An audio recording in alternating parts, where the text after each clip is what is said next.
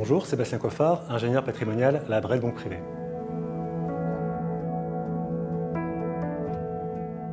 Préparer sa retraite est aujourd'hui un impératif. Le système de retraite actuel repose sur le principe de répartition et de solidarité entre les générations.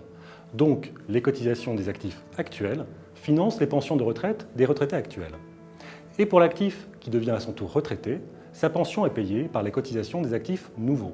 Ce système est structurellement déficitaire.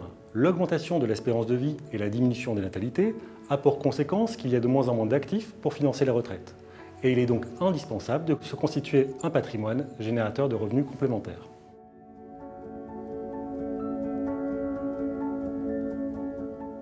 Alors il faut diversifier son patrimoine, ne pas se limiter aux investissements purement retraite, choisir des supports d'investissement comme les investissements immobiliers et financiers. Il faut également adapter ses investissements aux périodes de sa vie et à ses projets. Pour des besoins de liquidité, préférer l'assurance vie à des enveloppes bloquées.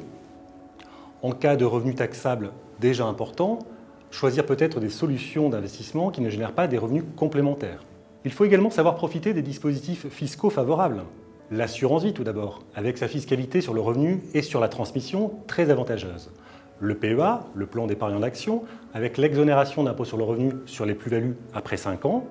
La location de biens immobiliers avec des dispositifs de faveur, comme par exemple le loueur meublé non professionnel. Et enfin, le PER, le plan d'épargne retraite, avec la déduction à l'entrée lorsque l'on sait que la tranche marginale d'imposition actuelle est plus élevée que celle qui sera retenue pour les revenus à la retraite.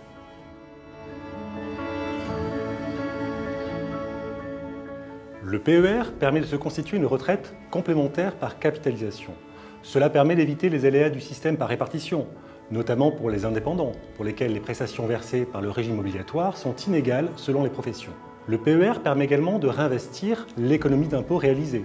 Le capital accumulé à terme est donc plus important. Le PER est un produit d'épargne souple. À la souscription, il peut être souscrit par les gens en activité comme sans activité. Il n'y a pas d'obligation de versement annuel. Les versements sont libres, sans condition de montant ni de périodicité. Il n'y a aucune durée minimum d'épargne et la possibilité d'ouvrir plusieurs PER. Ensuite, le PER présente une grande diversité de gestion.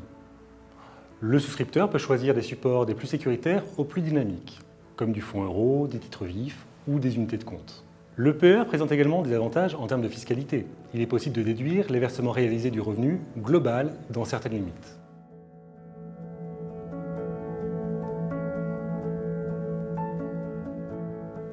Le plan d'épargne retraite et le contrat d'assurance vie sont deux produits complémentaires. L'assurance vie est connue pour sa disponibilité, mais le PER est également très disponible, puisqu'il existe des cas de sortie anticipée, par exemple l'acquisition de la résidence principale.